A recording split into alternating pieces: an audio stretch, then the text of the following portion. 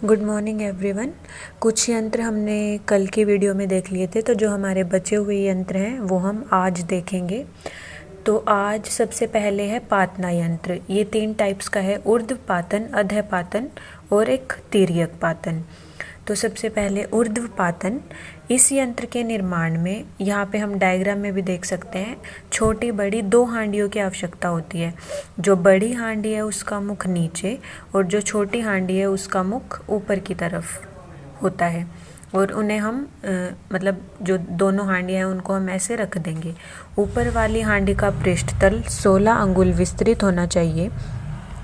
इस पर 8 अंगुल चौड़ा, 10 अंगुल लंबा और 4 अंगुल ऊंचा आलबाल यानी कि जलाधार बनाना चाहिए, यानी कि जिसमें हम जल डाल के रख सकते हैं। दोनों पात्रों के मुख के संधि भाग को भैंस के दूध में चना, मंडूर और फार्नित को मर्दन कर निर्मित किए हुए लेप से संधि बंधन करके सुखा लेंगे और फिर जल आधार वाले पात्र को ऊपर की ओर रखकर नीचे वाले पात्र को चूल्हे पर चढ़ाकर ऊपर के आलबाल में पानी भर देंगे।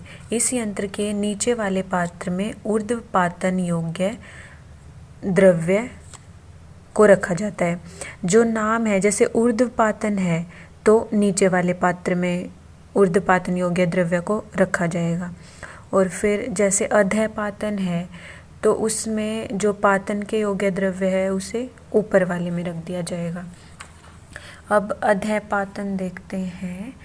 इसमें और ऊर्ध्वपातन में ये भी है कि जो आलबाल है वो पानी में, अगर वो जिसमें उसमें हमने पानी लिया है तो अगर वो पानी गर्म हो जाएगा तो हमें उसे निकाल के बार बार ठंडा भी करना, मतलब ठंडा भरना पड़ेगा। और इस यंत्र में हिंगुलादि द्रव्यों को रखकर मृदु, मध्य एवं तीव्राग्नि देकर ऊर्ध्वपातन किया जाता है। व्यवहार में जलाधार की जगह मोटा गीला कंबल का टुकड़ा भी रखा जा सकता है और इस यंत्र का उपयोग हिंगुल से पारद के निष्कासन एवं पारद के ऊर्ध्वपातन संस्कार में किया जाता है। फिर उसके बाद अधःपातन यंत्र। इसमें क्या होगा कि मिट्टी की 2 छोटी बड़ी हांडियाँ लेनी है। ऊपर की हांडी छोटी होगी और अंदर के तल भाग में अधःपातन करने योग्य द्रव्य की औषधियों के साथ पीसकर लेप कर देंगे।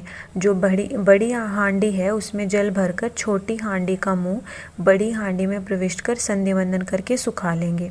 फिर बड़ी हांडी को भूमि के अंदर गाड़ कर ऊपर के पात्र को अच्छी तरह वन्योपलों से ढककर अग्नि प्रज्वलित करते हैं। इसमें अधःपातन में हमें ऊपर वाले को अग्नि देनी है, ऊर्ध्वपातन में हम नीचे वाले को दे रहे थे। स्वांक्षित यानी कि जब अपने आप ठंडा हो जाएगा, तो स्वांक्षित होने पर जल वाले नीचे के पात्र से पारद प्राप्त कर लेते हैं। ये अधःपातन यंत्र हो गया और इसका उपयोग पारद के अधःपातन के लिए किया जाता है। फिर उसके बाद है तिर्यक पातन यंत्र। इस यंत्र के लिए भी मिट्टी की छोटी बड़ी 2 हांडियों को लेते हैं। बड़ी हांडी ऊंचाई में लंबी होनी चाहिए, जिसके कंठ में छिद्र कर एक नली लगाएं और उस नली का दूसरा सिरा दूसरी छोटी हांडी के बीच में छिद्र कर प्रविष्ट करा देंगे। फिर दोनों छिद्रों के संधि स्थल को मिट्टी से लेप द्वारा मजबूत कर देंगे और बड़ी हांडी में पारद और छोटी हांडी में शीतल जल को भरना है। फिर पारद युक्त हांडी को चूल्हे पर चढ़ाकर सर्वप्रथम मृदु अग्नि, बाद में तीव्र देकर पारद का तिर्यक पातन किया जाता है। इसका उपयोग पारद के तिर्यक पातन संस्कार में किया जाता है। फिर उसके बाद है हमारे पास भूधर यंत्र। पारद युक्त मूषा को जमीन में गड्ढा बनाकर बालू भरकर उसके ऊपर रखा जाता है।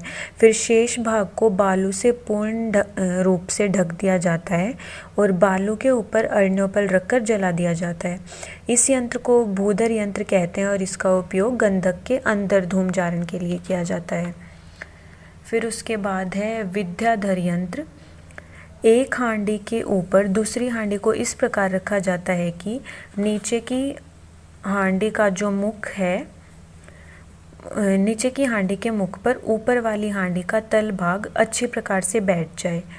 फिर दोनों को संधि बंधन करके यानी कि अच्छी तरह से कपड़ मिट्टी किया जाता है और इसमें नीचे के पात्र में द्रव्य तथा ऊपर के पात्र में जल भरा जाता है। फिर 4 मुख वाला चूल्हा बनाकर, यानी कि जिसमें हम चारों तरफ से अग्नि दे सकते हैं, 4 मुख वाला चूल्हा बनाकर चारों तरफ से अग्नि देनी है। और 4 मुख क्यों लिए हैं हमने, ताकि जो अग्नि है वो हम तीव्र दे सकें। गंधक, जारण एवं हिंगुल से पारद निष्कासन में इस यंत्र का उपयोग किया जाता है। उसके बाद हमें पढ़ना है कच्छप यंत्र। तो इसमें क्या है कि एक छोटी नाद के आकार का ज़मीन में गड्ढा कर लेंगे और उसमें नाद को बिठाकर उसमें पानी भर देंगे। इस जलयुक्त नाद पर एक दूसरी बड़ी नाद रख देंगे, जिसका संपूर्ण जो उसका नीचे वाला भाग है वो जो हमने नीचे वाली नाद में जल को भरा है उसे स्पर्श करना चाहिए। नाद में विड़ सहित पारद युक्त मूषा को अच्छी तरह एक कटोरी से ढक देंगे। फिर कटोरी एवं नाद के संधि भाग को 7 बार कपड़ मिट्टी करके सुखा लेंगे। कटोरी के ऊपर खदिर या बेर के कोयलों को डालकर अग्नि जला देंगे। इस यंत्र को कच्छप यंत्र कहते हैं। इसमें स्वेदित एवं मर्दित पारद का विड के साथ जारण होता है। स्वांशित होने पर पृथक किया हुआ पारद पूर्ण अग्निबल संपन्न तथा अपने गर्भ में धातुओं एवं सत्वों को शीघ्र द्रवित करने वाला होता है। अग्निबल के कारण ही पारद के गर्भ में सभी सत्वों की गर्भ द्रुति होकर जारण हो जाता है। उसके बाद आता है हमारे पास खल्व यंत्र। द्रव्यों का सुखपूर्वक मर्दन करने के लिए इसका उपयोग किया जाता है। पारद आदि द्रव्यों का सुख मर्दन हो सके इसलिए इसके 3 प्रकार बताए गए हैं: अर्धचंद्राकार, वर्तुल खल्व और तप्त खल्व। तो इसमें मेन तो इनकी शेप है जो वेरी करती है। तो जो अर्धचंद्राकार है उसमें क्या है कि खल्व की ऊंचाई 10 अंगुल होगी, लंबाई 16, चौड़ाई 10 और गहराई 7 अंगुल, मोटाई 2 अंगुल, चिकनी तथा आकृति में अर्धचंद्राकार होनी चाहिए। और जो इसकी मूसली होगी वो 12 अंगुल लंबी और बाहर की परिधि 12 अंगुल की होने पर वो श्रेष्ठ मानी जाती है। फिर उसके बाद है वर्तुल खल्व। ये गोलाकार होता है, हम डायग्राम में भी देख सकते हैं।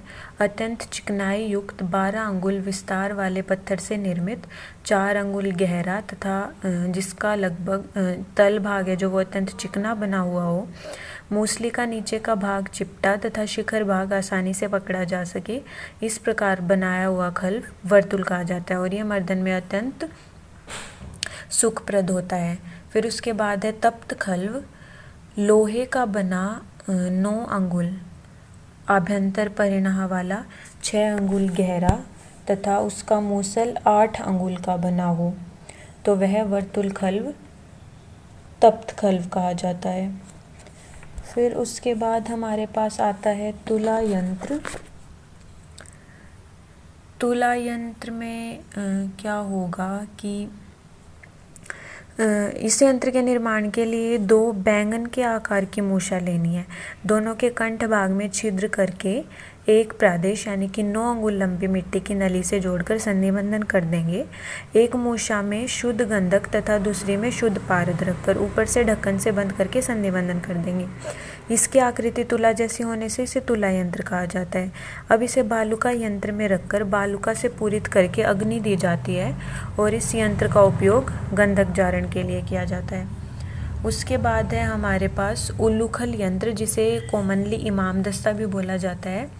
इसकी ऊंचाई 16 अंगुल होनी चाहिए, गहराई 13 अंगुल और जो चौड़ाई है वो 10 अंगुल होनी चाहिए और जो मूसली है उसकी लंबाई 20 अंगुल होनी चाहिए।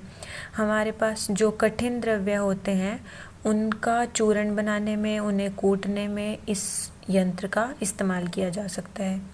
तो यहाँ पे हमारे यंत्र ख़त्म होते हैं। धन्यवाद।